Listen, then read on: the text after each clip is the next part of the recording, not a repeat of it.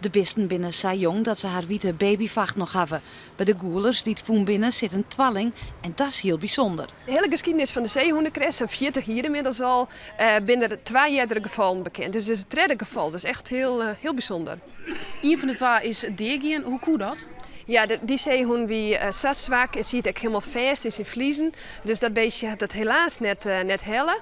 Gelukkig die oren, die goed lossnijd worden, de navelstring. En die is mij gewoon naar Pieterburen toe.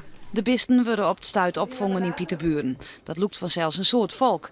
Omdat ze nog zo jong binnen, krijgen ze extra aandacht. Zeehoenden krijgen de laatste jaren hield het jeder jongen. Wij denken dat het te meidje had met het klimaat. Dat ik de piek in het voedselaanbod in de Waddenzee, dat echt wat jeder is. En dat de mem graag willen dat hun jong grut ben op het moment dat er het meeste vis van ze is. De verwachting is dat de zeehoenden over een paar maanden sterk en grut genoeg binnen om weer uitzet worden te kunnen.